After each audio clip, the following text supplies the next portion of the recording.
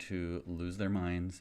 This is a Mario mask that one of my patients was wearing, and I said, "Where did you get that mask? Because I need that mask." And the mom makes them, and she was kind enough to make me not one, not two, not three, but four Mario masks, which was just amazing. And I think Dorothy probably won't wear hers enough to justify giving her one, so I might just keep hers. I got to figure out which one's the smallest one and everything like that. Mario mask. Why does it matter? Well, wearing a mask sucks, but we got to do it, and we can tell our kids that wearing a mask sucks, but we got to do it, and it's kind of fun to have a fun mask to wear. So Mario masks for the win.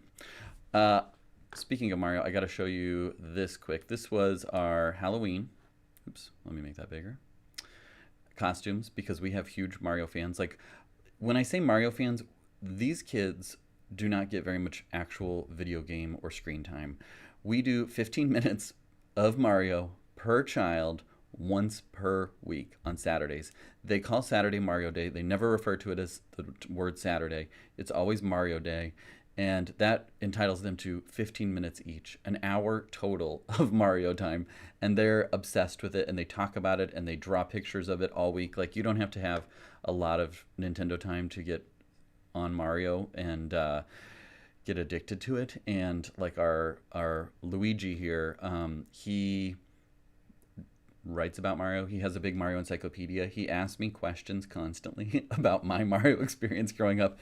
Dad, in Super Mario Land 2, 6 golden coins, what was the most popular power up? Or what was the rarest power up? Very specific questions. He thinks that I have the same memory and knowledge of Mario that he has. And so, Dad, who was the toughest boss in Mario Brothers 3? Like, just very nuanced, specific questions. And so here's one picture. Here's another picture of us. You can see Gloria hiding behind my leg as I'm embarrassingly pretending to be Bowser, and everybody is scared of me and posing and everything like that. We're answering more parenting questions today. I think I'm out of focus now. This is actually my computer monitor here. So if you have a question, first and foremost, hit subscribe so that you don't miss another episode. And then if you have a question, text me, because not only do I let you know when we're going live, you can see, like, I'm on my own text list, so I got text message when I'm going live, but you can ask questions that way, and that's what these questions are from is straight from my text. 402-256-0768. It's in the notes below. It's right down there.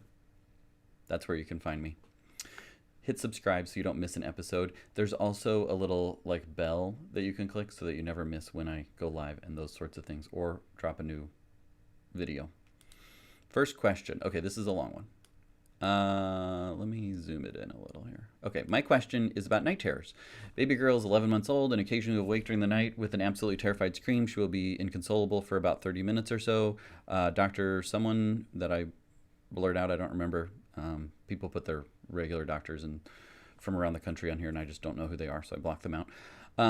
Said, it sounds like night terrors. I've researched it and agree. What's the best way to handle night terrors? I've been holding her and comforting her till calm, then allowing her to comfort nurse, then laying her back down. The problem is that it takes about 3 days after that to get back to normal. For those 3 days, she will wake up lots of times during the night, and we'll have to let her cry it out. Okay, so it sounds, I mean, that does sound like night terrors. Night terrors, and I go through this in my Mighty Sleepers course, but night terrors are normal sleep events that happen.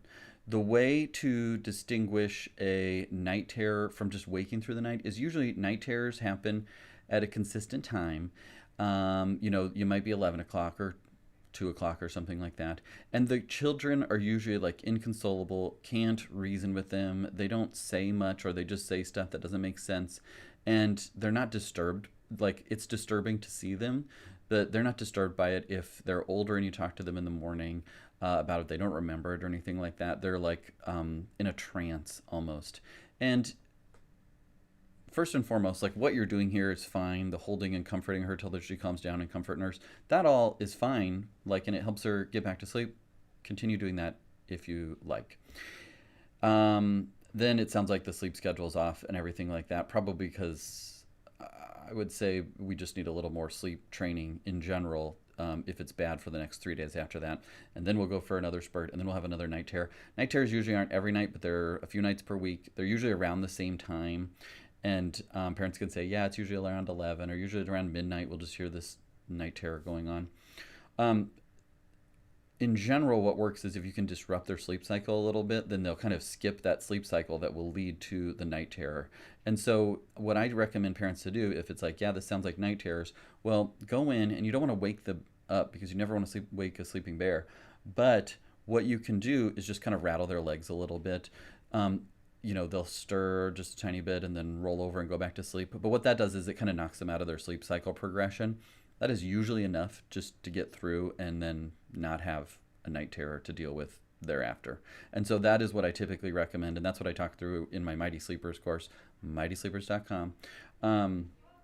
But that is pretty much exactly what I would tell anybody in the course, or anybody that comes into my office with that complaint. In general, the back to sleep after that, the crying it out after that, it sounds like my philosophy is children first need to learn to fall asleep on their own. That means first thing in the night they fall asleep without being fed, cuddled, or rocked to sleep. After that, they will learn to go back to sleep on their own. So it might just need a little more honing up that information that I don't have here as to what that is. But we talked through that in Mighty Sleepers. So if you don't have that, most people I think on this list already do have it. I gave it away for like 3 or 4 months at the start of the pandemic to over like 600 families that signed up, just because it was like, got to do something, need to have some control, sleep is important, get the rest that you need, and the response was amazing. Now I have a coupon code. If you go to mightysleepers.com and use code 2020, it's 20% off, just because this has been quite the 2020 to remember and continues. So that's all I got to say about that. Okay, hello, thank you for this opportunity. My 3-year-old will only want one of us parents to do things and will cry until this happens her way. Yes, I'm familiar with 3-year-olds. Very specific, and it must be her way or else she will melt down. Mommy gets a cup, daddy gets pajamas. She will scream, cry until and do what she's insisting. How can I break this? I was thinking this was obsessive behavior, but not sure. Perhaps age? Any thoughts? My tutor is starting to mimic this behavior now, so I'd like to stop. This is very normal. Oftentimes parents prefer one child to do one thing, or one parent to do one thing, another parent to do another, or one parent to do everything, or one parent to do nothing.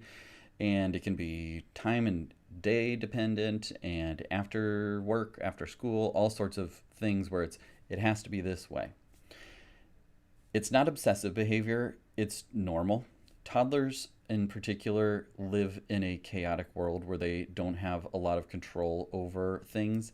And so I often see that this is the case. What I would recommend in general is talking to them in a way that makes them feel understood. What I would recommend in general is helping them to work through the feels that they're having and to move forward from there with peace as much as you can. What that looks like in practice. Warning is helpful. Not like warning like, hey, you're going to get in trouble, but warning, hey, this is coming up. Hey, Dorothy. Dorothy is our 4-year-old who has some of these tendencies herself. Obsessive behaviors are normal. I'll jump back to that because I have one more thing to say about that. Parents wonder, do they have OCD because they put their shoes in the right order or in a specific order that is the right order every time. Parents wonder if they have OCD because they like to arrange their shoes or their cars or those sorts of things. Those are just normal ways that toddlers grapple with this world that they have very little control over. So they take control when they can get it, which is these obsessive-ish sort of behaviors that are they're not pathologically obsessive. They seem obsessive to us because it has to be a certain way. Hey, Dorothy, I know that you like it when mommy helps you brush your teeth. Don't you? You love it when mommy helps you brush your teeth. She sings a song and all those things. That's the best, isn't it? Now, tonight, mommy is not home, not available, not whatever, and so daddy's going to help you. What do you think that we could do to make it special? That's a warning right there. That's a warning that something is going to be a little bit different. It primes in her mind, okay, this is going to be different. but we're talking about it. Surprise changes to our routine are really difficult for adults and for children. And so routine is important, and maintaining routine, it's okay. Like, you don't have to have mom or dad not go on the business trip or coffee date or whatever it is because of these specific things, but you have to give them some warning and everything like that, um, so that we're able to move through those things, because mommy is not always available to brush teeth. But you can talk about it in advance, and you can talk it up in advance, and then they can mentally work through and fantasize what it'll be like to sing a song with dad. And what song should we sing? Well, I want to sing Let It Go from Frozen.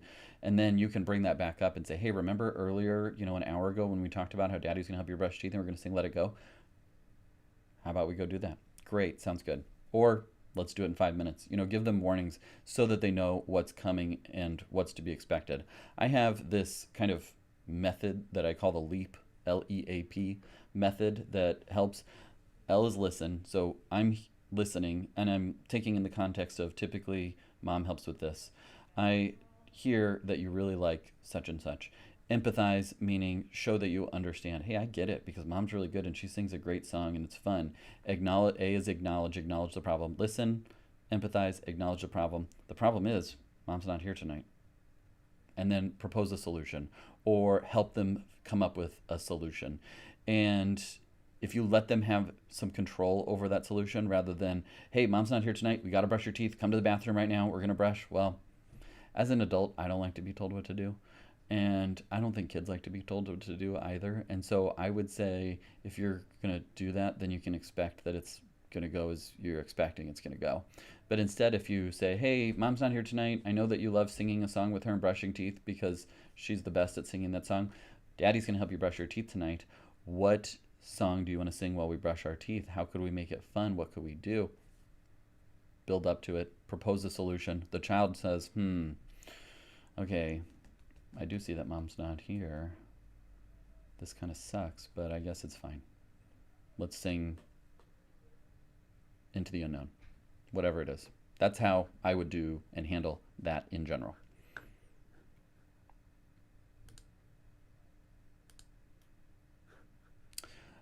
We have a 3-year-old baby. We came in last week because she had a red eye with a lot of drainage. She was very congested, no fever, no changes in behavior. Diagnosis was ear infection, amoxicillin. Should the medicine help congestion go down? No. Amoxicillin is an antibiotic that treats bacterial infections. It sounds like in this case your doctor said that she has an ear infection. We're going to use amoxicillin, which is an appropriate choice, but it does not treat runny noses. And so you will not see an improvement with the runny nose from the amoxicillin. She is very stuffy, and we've been battling our daughter with the nose Frida 2 to 3 times a day. So 3-month-old with nose Frida, I hate to say just you wait to parents because it's tough, I know, but wait until she's a 2-year-old with a nose Frida and you're chasing her around the room, and it doesn't take 2 people, it takes 4 people to get the nose cleaned out. I don't think you need to come in for another visit to your regular doctor for congestion that doesn't go away in a 3-month-old. If we're doing well otherwise, common things are common colds are common, and antibiotics don't treat common colds or viruses. If you are watching this and agree, give me an amen or a yes or something like that, so that we have some other people that are saying yes, yes, yes, we agree. But in general, spraying with saline, sucking out the nose are the most important things. Spraying with saline, sucking out the nose. You can't do it too much. In a 3-month-old, you can be as aggressive as you want with that nasal saline bottle. That helps to get the gunk thin and suck it out. Keep going. Question 2. Does TV exposure, sound, or light have any negative impacts at 3 months old? Anytime the TV is on, our daughter will do everything she can to put her head in position to watch it. This is a common question that I hear. Like, parents want to watch TV or watch the news. That there are some notable news things going on at the moment, and so it's normal for parents to have a TV or screen or something like that on, and it's also bright and exciting, and kids want to look at it. In a 3-month-old, I really don't think that you're going to see any issues with having a little TV on when you're doing your thing, when you're nursing or feeding or whatever you're doing. If the baby wants to watch it a little bit, it's very different than setting the baby down in front of the TV or putting him in a pack and play and positioning it in front of the TV for the purposes of just distracting and mindlessly letting your child engage in TV watching. That I would not do. But if she catches a little TV, it's not harmful. There's no microwaves or anything like that that are going to cause any issues in the short or long run, obviously. And I don't think there's any developmental thing. I remember, when I was helping with my wife with feeding our baby, and sometimes I would do the night feedings, and I would watch a show or something like that on Netflix. Breaking Bad had just come out, and I would put that on. Baby would feed. Not a concern. I would not stress out about that or worry about that whatsoever. Hi. Okay, so this is a little older kids. I have three teenage girls, twin 14 and 15-year-old. When should I encourage them to speak to their pediatricians privately instead of just tagging along in their appointments? What do pediatricians prefer? Great question. So, in general, it's important to give teenagers privacy with their medical questions and concerns. So, I do typically give teens the option to have the parent step out of the room. We have nice information on our forms that we gather. Like, we have forms that the parent fills out, we have forms that the teen fills out, and then I can kind of get a glimpse of what's going on and if they have anything that they don't want their parent to know about that they want to ask about. Because it's important to have those resources available. Because the worst thing to do is feel like, I can't talk about this. This is something that I'm concerned about. I don't have anybody with reliable information to talk about. So I do like it when parents purposefully excuse themselves, not purposely like just leave the room, like, where's she going? Um, but purposefully say, hey, I'm going to give you a little bit of time with the doctor. You already got your shots. Just come to the car when you're done. Perfect. Parents are super comfortable with that. I often kind of do a parentectomy. An ectomy is a removal of something, like an appendectomy is the removal of your appendix. And so I will say, hey, is it all right if you step out into the hallway? There's some seats over there. It's right next to the lab. Don't let them take your blood. Just wait right there. We'll chat for a few minutes and then we'll bring you back in. Sometimes we discuss what was discussed. I always ask the teens, like, is it okay if I talk to your parents about this? Unless it's something where they're in immediate danger or harm or something like that, I ask the teens, hey, is it okay if we talk about this? I'm really, I think, pretty good at establishing rapport with teens to the point that they feel comfortable with talking to me and sharing those things with me. And then I say, hey, is it okay if I tell them this, this, and this? I'm not going to tell them this, this, and this because that doesn't impact our treatment plan. And I know that that could cause some struggle. So I think it's important. And I think it's important to just set the stage for that with your teen and say, hey, at this appointment, I'm going to have asked the doctor if it's okay if I step out for a minute. If you have any specific questions that you want to talk to your doctor about without me in the room, that would be a great time to bring that up. It could be about your body, it could be about your friends, it could be about things that you're seeing on TV or on social media or whatever. I'm going to give that to you. I try and get in the habit of doing that with teens as they get older too, and talking about the things that they might not bring up because I want them when they come in for when they're close to college, or I see kids in college and I want them to feel comfortable with sharing those things. I want them to feel comfortable and know that usually he asks about, do you want to be tested for pregnancy or STDs, or are you depressed or anxious or something like that. Um, I want them to feel comfortable with that. And so I ask about those things on a regular basis. And sometimes they laugh or something like that when I bring it up. Like, I came in because I'm comfortable with sharing those things and being able to talk about that. Long-winded answer, but yes, I think it's good to do that. The last caveat that I'll say before I move on to the next question is I don't like it when parents don't come to the appointments and just send their kid along because then I only get part of the story, and teens typically don't have specific concerns. They just had to get their forms filled out and their vaccines. So having the parent context and finding out how things are going, if there's anything to know about, is important. So I do think it's important to still go to your appointments with your kid, even if you don't stay in the exam room the entire time.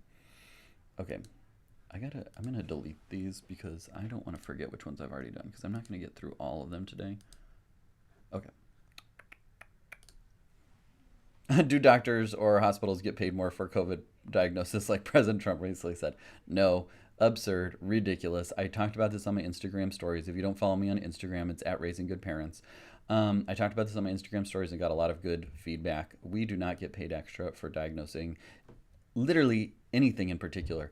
It doesn't mean that you get extra money because you put down appendicitis or sinusitis or tummy pain or whatever. We get paid for what we do, which is see patients in the office, do procedures, see patients in the hospital. We get paid for those things that we do, not because we diagnosed something that was unusual or rare or trendy or whatnot.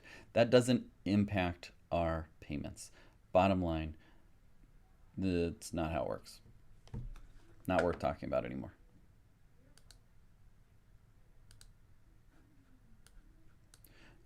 Is 4 months too early to sleep train? No, you can start sleep training at birth. Now, sleep training is a lot of different things, and there's a lot of words wrapped up in sleep training, and there's a lot of feelings wrapped up in sleep training. People typically ask me around 4 to 6 months, when can we sleep train? And what they're asking is, when can we do cry it out or do a gentle sleep approach that gets them to sleep through the night? I think sleep training is a more broad thing where we're teaching our child developmentally what's appropriate and what we can expect for sleep, and that can start at birth. The first sleep training is getting their days and nights straight, and that doesn't mean you're going to let them cry it out and those sort of things. There's a lot of emotion and um, things wrapped up in sleep training in general. But what it does mean is you can teach them, here's what days look like, here's what nights look like, here's how we sleep train, so that we eat more and are awake more during the day, we sleep more and we are tired and drowsy more at night. That's sleep training of a 2 week old that you can do. There's this thing, okay, I have to pull out this green sticky note that I wrote yesterday because a parent had asked me about it, and like 50 parents have asked me about it. Where did that sticky note go? I have too many trash receptacles. I don't know where it went. I'll have to find it later. It's about wake windows, and I have literally heard of wake windows more in the past 2 months than in the past 7 years. And so I think there's a lot of wake window talk on social media, and I just find that that causes more stress and anxiety and worry. I really wanted to find that because it was a really good sticky note. Maybe I threw it in the trash already. It said wake windows are dumb. And I think wake windows, like the concept that you have to have this very regimented approach to your child's sleep as a baby is really stressful and dumb. And so I wouldn't advise focusing so much on the wake windows. I'm not sure where that comes from or how it's spreading across social media about wake windows, but it's not like a thing that you have to worry about and obsess about and try and make sure that they're being awake at the right time and not being awake too long and then getting them to sleep. That adds to anxiety and worry. I think you can just take the cues from the child. If they're sleepy at this typical time, if they're looking sleepy and telling me they're sleepy, then they're probably sleepy. If they're wide awake and excited and enjoying things, I'm not going to try and like force them to go to sleep because of a wake window or something along those lines. I just don't have any science or experience that that makes a difference. And I talk with parents about sleep training all the time. I have a sleep training course where you will not find the word wake window ever, and it's a very low stress way that I help parents get the sleep they need.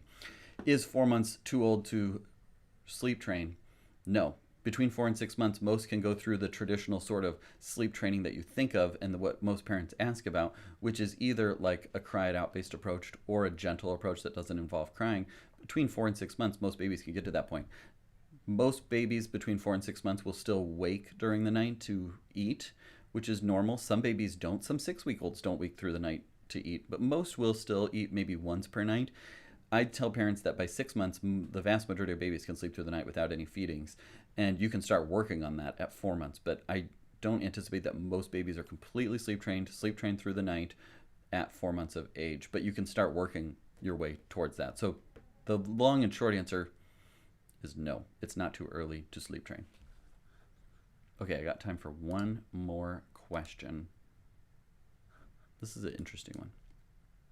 My 4-year-old eats nonstop all day long, always is saying she's hungry, even when we just ate lunch or dinner. I don't think it's just a phase because she's been doing it for years. We eat semi-healthy, and the snacks offered are healthy. Occasionally, she has fruit snacks or something else unhealthy. Sometimes I do too. Is this okay? Even when set snack times, she's begging and begging, begging to eat because she's starving. She drinks plenty of water and plays all day long. Boredom or just an eater? So I think there's a couple things to unwrap with this question, which is a really good question. And it sounds like you're doing everything right. So bottom line is, I think you're doing things fine. Kids will say they're hungry when they're hungry. Kids will say hungry if their tummy hurts. Kids will say hungry if they're bored. Adults do the same thing. Like people eat when they're bored, right? And so um, I think that what you have to do is say, "Ooh, I hear you saying that you're hungry." That's a listen, like we talked about. Listen, empathize, acknowledge the problem, propose a solution. I hear you saying that you're hungry. Now I know that you just ate a really big breakfast. Does your tummy feel hungry? No, I kind of just say that. Hmm, what can we do instead? And just move on from there.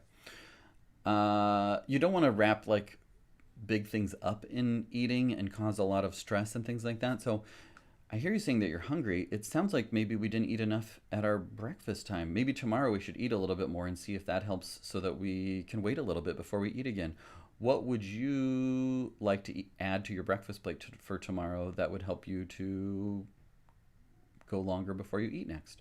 Something like that. I hear that you're hungry, and in between meals, we can have apple slices or celery or carrots. Which of those would you like? Like, that's fine to offer those things. If we're not having issues with our weight, which it doesn't sound like we are, if we're eating semi healthy, which is great, then I wouldn't make a big deal of it. I would probably just try and explore, like, why are you saying you're hungry? Is it because after dinner you need to go potty, but it feels like you're hungry, and so you're kind of confusing the signals that you're getting and attributing it to that? Is there something else that's going on? What else might be the issue that's leading us to say that we're hungry all the time? I would let a 4-year-old have quite a bit of control over when they eat and when they don't eat, and you provide the options that are healthy that you want them to have, and then they can choose to eat or not eat. And then you can just slowly say, hey, yesterday you said you were really hungry, but then you didn't eat for like 3 more hours. Maybe you weren't hungry then, do you think? Because you went a long time without eating. And today you had a bigger breakfast, and then you didn't mention that you were hungry. So maybe it's that we just need to eat a more regular breakfast. Get curious about it and help your child to be curious about it. And then I think what you'll see is an improvement in their boredom to hunger. I mean, I eat when I'm bored too. This is a bag of chocolate chips. These are chocolate bars that are really good. I put them away on a regular basis because otherwise, when I'm bored, I will eat like most people do. I make it difficult to do that. And I don't put really good things that I like love eating anywhere that it's available, because then I'll be like, oh, well, maybe I will just have a donut or whatever it is. Just do that for your child too. Teach them to recognize what their body is telling them, make good decisions, affirm when they make good decisions, show them, oh, you said that you were hungry and then you ate like a whole bag of chips and a bunch of fruit snacks. How does your body feel now? And then maybe sometimes they'll say, oh, my tummy hurts. Sometimes they'll say, I feel so great, I want to go run and play outside. Well, then you probably should just go run and play outside. But I think if you show them everything that I've said, I'm losing my train of thought. I've been talking for way too long. And I think I answered that question well enough. So I'm just going to kind of ghost out of that question. Okay. Hopefully this has been helpful. If you have a question, text me. That is where all these questions come from.